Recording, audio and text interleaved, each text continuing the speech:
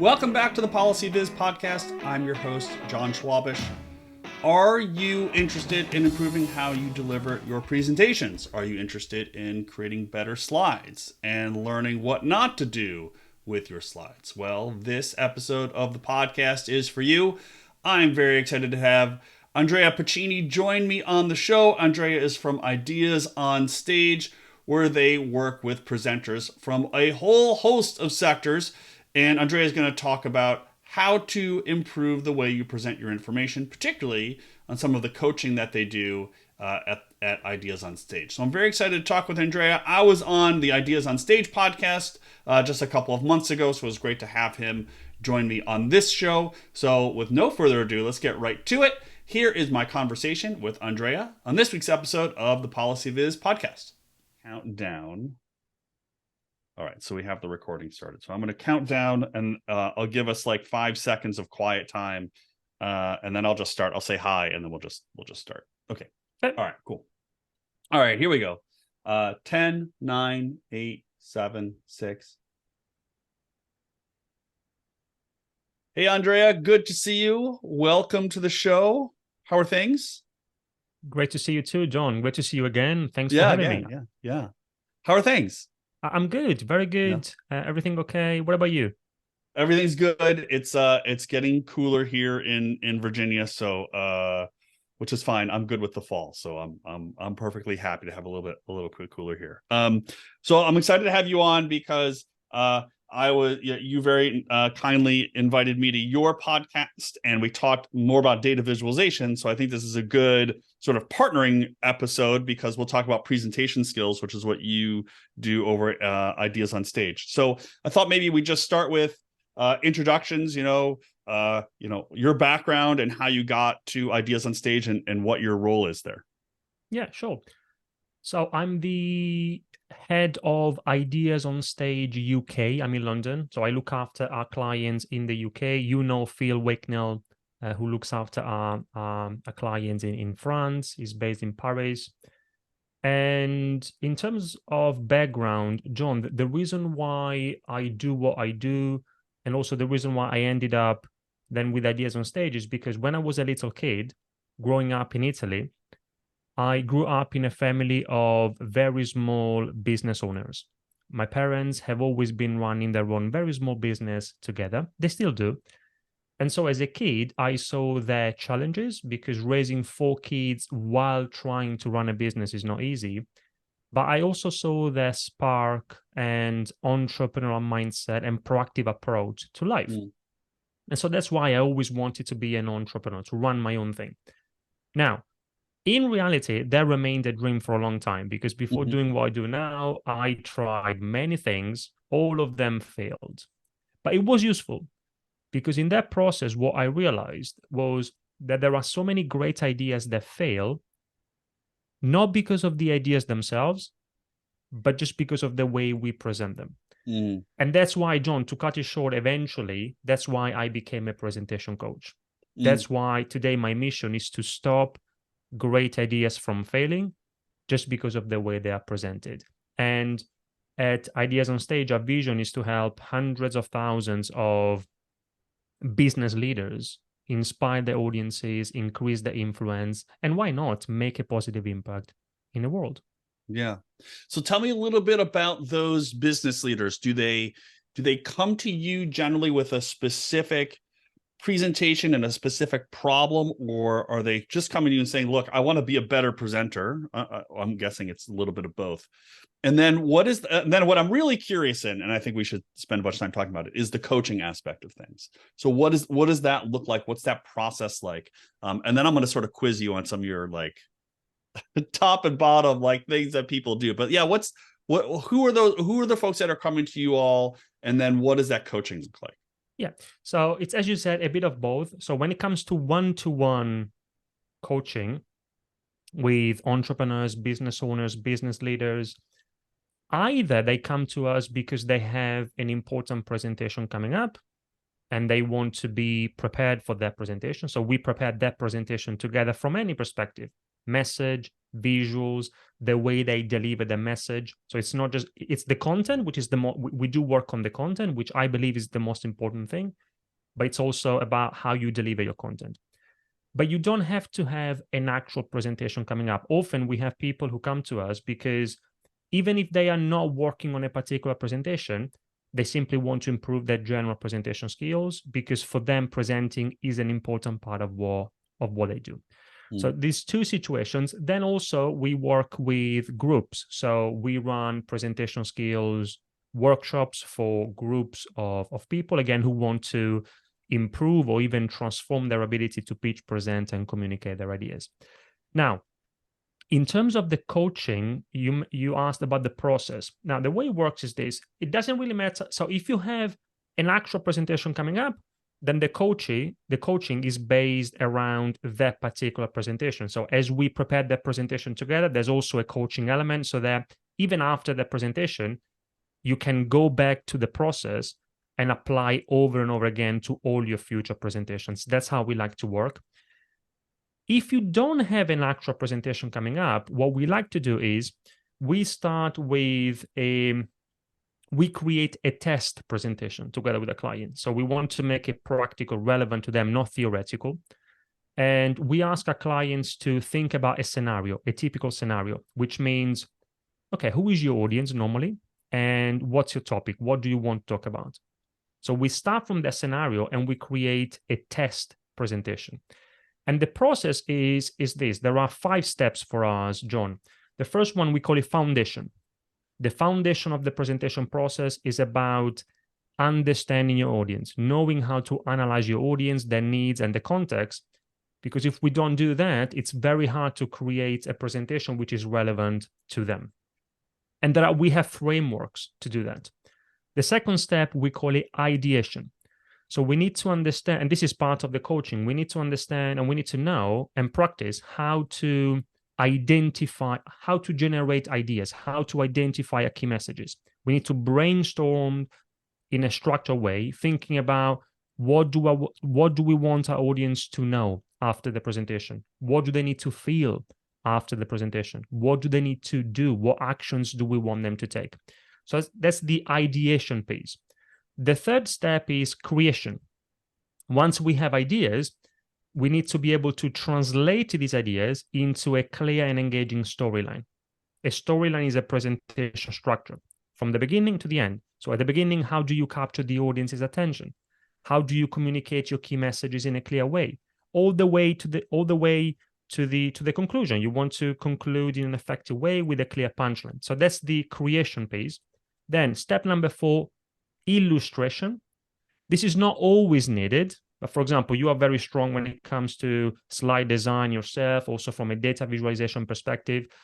No, we don't have to, but often using a tool like PowerPoint or any other tool, it doesn't make any difference, but we need to do it well. We need to avoid the typical death by PowerPoint, as you know. And then the last piece is the connection element, which means that presenters need to be able to make a good connection with the audience. And so we work on that delivery skills as well. So first it's the message, then it's the visual aspect if needed, and then it's the way you deliver your message. And the thing, John, and then I'll stop here, is that when we think about presentation skills, many people immediately assume that we are talking about delivery. Mm-hmm. And delivery is an important aspect, but for me, it's 20%. 80% is your message. If you don't have a compelling message, which is simple, clear, relevant to the audience, it doesn't matter how beautiful your slides are. It also doesn't matter how good you are from a delivery perspective. Right. And it sounds like this 5-step process is really, like, if I summarize it, it's about strategizing, right? It's about building that strategy, as opposed to what I think probably most people do, which is they open PowerPoint or Google Slides or whatever, and they just start making slides, but they don't set up this strategy to think about what they want to show or say and how they want to say it. So when you work with folks, how do you maybe rein them in a little bit from saying, "Oh, we just got to go and make the slides, and then I'll be okay, and then I can just talk through them." Like, so what is that? How do you pull people back? Because I'm guessing that's most people's sort of like instinct is, I'll make the slides and then I'll just kind of talk through them. Yeah, no, you're right. And it's one of the key mistakes we see. The very first thing most people do is they just open PowerPoint or, again, any other presentation tool, Yeah. and they put together some slides. We know that that's not the first step. And yes, so it's part of the education that you need to do with your audience, with your network, with your clients, potential clients. And part of that education is making people understand that if they want to become more confident presenters, more impactful, more effective communicators, a lot of people think that confidence comes from either wishful thinking, innate self-belief, or natural talent, or a lot of people think that, again, it comes just from your delivery skills. But no, it has nothing. Confidence has nothing to do with that. Confidence comes from what you said, the strategy, the process. There's a structured way of thinking about presenting, and not following the structure, the process is often what creates discomfort when we are in front of an audience. It's also what often creates fear of public speaking, for example. And also, part of the education is for people to understand that confidence also comes from familiarity. It has nothing to do with PowerPoint. Familiarity means that the more familiar we are with a certain situation, the more we do certain things, the more confident we become at doing those things, including presenting, speaking in public. For example, John, some time ago, I watched a video of Kobe Bryant. He was answering some questions. It was an interview, and one of the questions was, "Kobe, how is it possible that every time I see you playing, you always look so confident?" And he said, "The only reason why you think I look confident is because when you see me doing certain things, I've done those things 1,000 times before." Yeah. And he said, confidence comes from preparation. Mm-hmm. And the process that we talked about is part of that preparation. So it's about trying to make our audience understand that that's what really makes a difference. Right. So I'm curious about the part of the coaching where you help people actually speak better. So I completely understand this. If I strategize and I plan and I have a goal in mind and I have all of the foundations and the ideation, I have all that, and I'm more familiar with my content, I'm going to be I think just like already with those, I'm going to be a better speaker.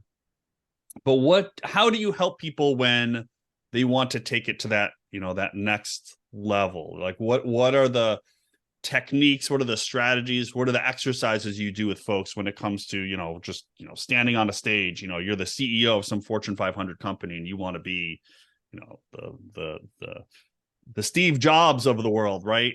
So what does that sort of coaching look like when it comes to the actual standing in front of an audience and speaking? Yeah, so that's the delivery side of things. Mm-hmm. So how can we improve our delivery skills? Right. And the way we do, and then I'll give you some practical techniques. The way we do it is, whether we are working on an actual presentation or a test presentation, at some point as part of our coaching program, we encourage our clients to deliver that presentation in front of us, in front of me or some of my colleagues. And then we provide feedback for improvement based on a framework that we use. Now, we have a method at Ideas on Stage. We call it presentation score. Score, Mm-hmm. like scoring like in football or soccer in the Mm-hmm. US. Now, score stands for 5 principles: simple, clear, original, related to the audience, and enjoyable. And so all of the delivery techniques are based around this framework. Now, simple, for example, the way you speak simply is one of the things you can do is you need to learn to use simple language, simple words, simple sentences, conversational language, everyday language. So and there are exercises to work on that. Also, avoiding verbal fillers, filler words, things like are. Like, for example, if you want to avoid verbal fillers, what you need to the only solution is awareness. You need to be aware of whether or not you are using any kind of verbal fillers. Like, actually, I don't know. That's why I'm watching your presentation. Yeah. And so to make you aware, either you work with a presentation coach, or you can record yourself and you can watch the recording and you can count, for example, as a practical exercise, you can count and you write it down how many times you use any kind of verbal fillers.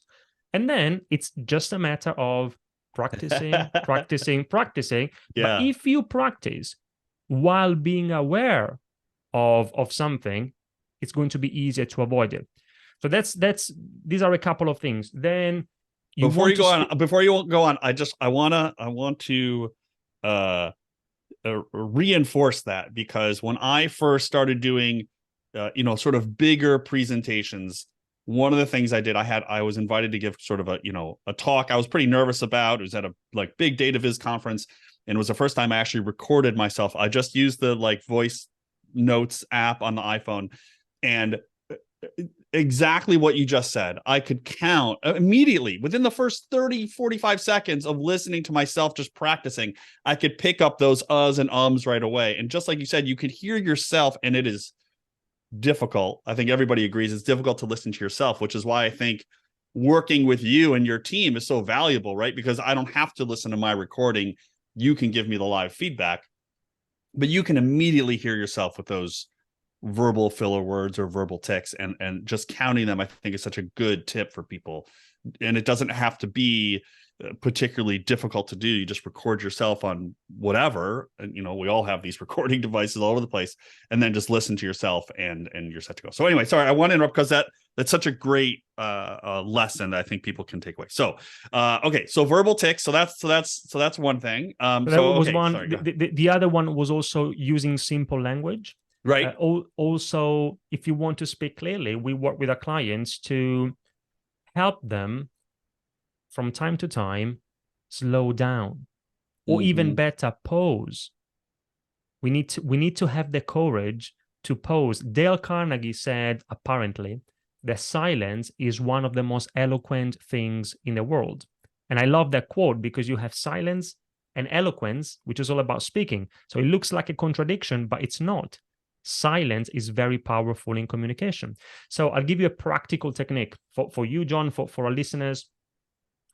Well, if you want to train yourself to slow down, to pause before or after an important message, because there are benefits. You give your audience time to digest your key messages. You give yourself time to think about what to say next. Every time you pause, for example, after a key message, that increases the impact of what you've just said. And an exercise is this: as you deliver your next presentation, from time to time, when you think that it would make sense to pause, then try and exaggerate the pause by saying a word of your choice. It could be PolicyViz, for example, just any word of your choice. Yeah. And you say 3 times. And then you continue with your presentation. And then after another pause, you say the same word 3 times. The idea is to exaggerate it. Of course, that's not what you want to do in the real situation, but as a rehearsal exercise, you want to exaggerate it, because if you don't, and if you're not used to it, then in the real presentation with the adrenaline and everything, you will lose the pose. Whereas as an exercise, if you exaggerate it, it's going to be easier for you to find the right balance in the real presentation. So that's another technique. Another one is, now, for example, another principle is related. From a delivery perspective, means it has to be, your delivery has to be connected, related to the audience. How can we make a good connection with the audience? Well, eye contact, for example. So we work with the clients depending on what the scenario is, because if it's the way you make eye contact in person is different from the way you make eye contact online, but the principle is the same. We need to make eye contact, so we work on that. Also, body language, posture, gestures, hand gestures. The more you move your hands, the more dynamic you are as a speaker, and everybody likes dynamism. But we need to understand what, these two things, John, when you have a conversation with a friend, for all of us, whether we are aware of it or not, we do move our hands. Mm-hmm. And that's because we know the audience, we know our friend, we know what we're talking about. But as soon as the dynamic is a little bit different, more formal, we're giving a presentation, often these two things start taking on a life of their own. We don't know what to do with them. So we work with our clients to show them what they can do with their hands. And then there are also things like, to make your delivery more original and enjoyable, you can change your voice. You can change the way you use your voice. And this is because you want to avoid being a monotonous speaker. Nobody likes monotonous speakers. You want to become a dynamic vocal speaker. You can be dynamic with your body language. You can be dynamic with your voice. And there are exercises, and then I'll stop here, John, for you to learn how to change your voice to make it more original and enjoyable. And the key is, to all of us, we have our own monotone, our own standard tone. And sometimes, from time to time during a presentation, we need to find ways to move away from a standard tone. Otherwise, it's monotonous, it's boring. To do that, you need to make it pop. So, for example, if you want to emphasize a word or a phrase, you can make it pop. You can punch the most important words. Now, I'm punching the word punching. You can make certain words longer to emphasize them. Now I'm making the word longer. You can over-articulate certain words. Again, now I'm over-articulating the word over-articulating. You can increase your volume. If you want the audience to pay attention to your important message, you can go up in volume. And you can achieve the same benefit by going down in volume. Why? Because anyway, you are going away from your standard tone. So you see, these are all, of course, this is advanced communication skills. It does take time and practice, but these are the kind of exercises we do when we work with our clients. Yeah, those are great. So we've got, I think I got most of them down. So we've got simple, plain language. We've got avoiding those uhs and ums, those filler words, filler phrases. We've got adding pauses. We've got connecting with the audience through eye contact, body language, and we've got changing your voice, articulating louder, quieter. Perfect. Elongate. All right. All right. This is great. The other thing I wanted to ask you about was stories and storytelling. You've mentioned it already a couple times. This is one of the places I find when I work with people, they get a little, I'm not sure, frustrated, worried, nervous about maybe their stories aren't as engaging or as interesting. And I think a lot of people feel like the stories they need to tell in their presentation need to be some sort of like universal truth, right? It needs to be like this story that people are going to tell their kids and their grandkids.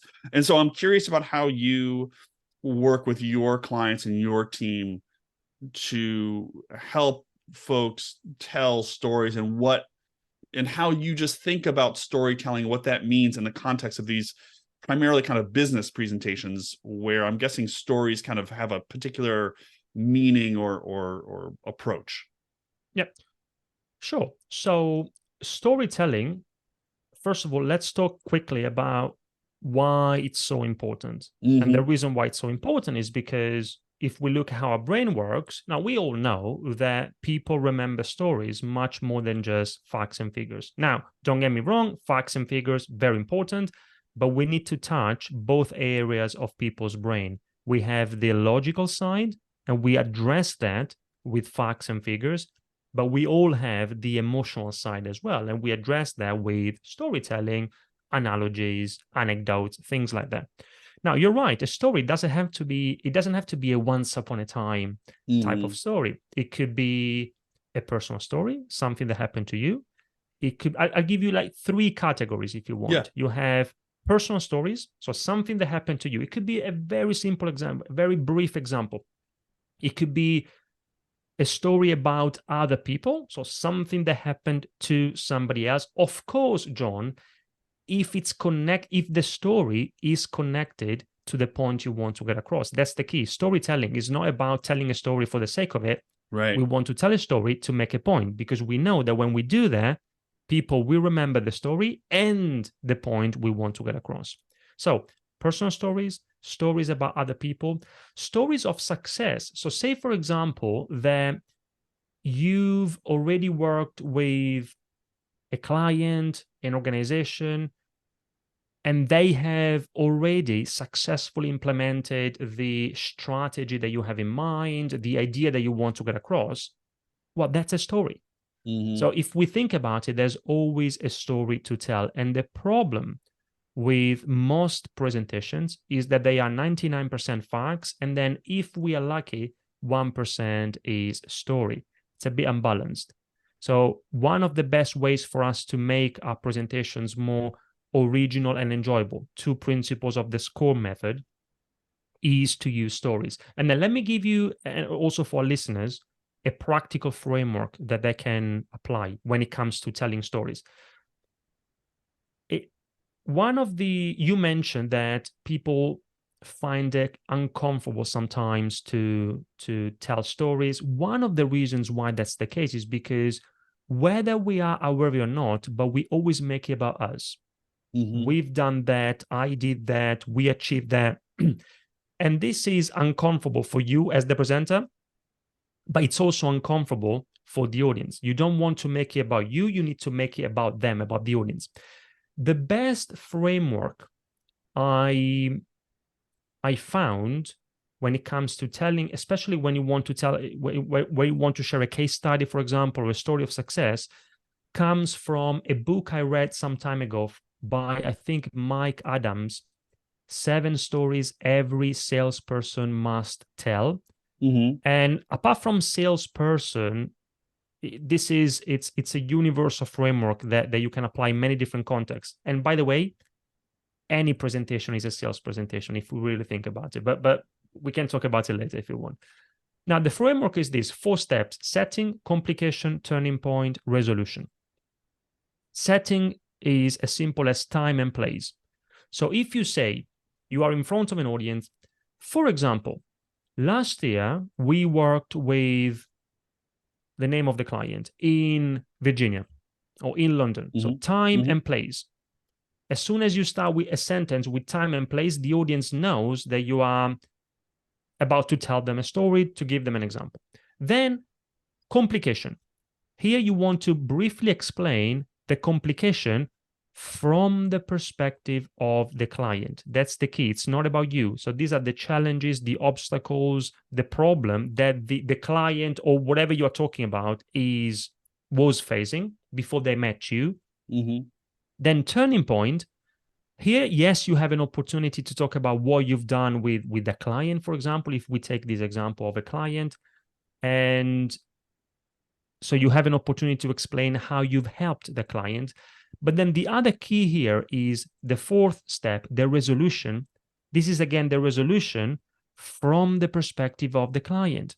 So this is the success, the outcome that the client has achieved. This is what they achieved. This is Mm-hmm. what they did, not what you did. And that's the key. This is something that also Donald Miller talks about in his book, Building a Story Brand. He says that you are not the hero of the story. Your client or your audience is the hero of the story. That's why we need to make it about them.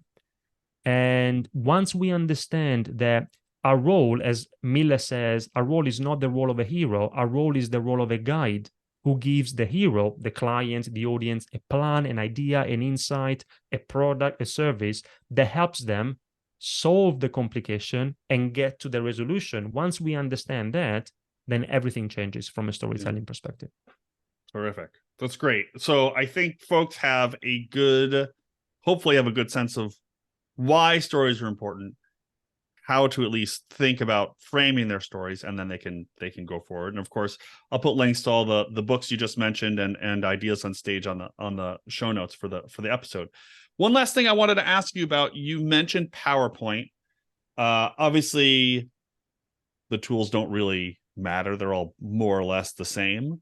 But I'm curious about some of the tools that you and your team use that listeners might either want to try or add to their arsenal. So are there aside from, I'm sure it's, PowerPoint, Google Slides, Keynote, but like, are there other Are there other tools that you're using, other design tools, other resources that you're using that folks should put into their onto their list of things that they should look into?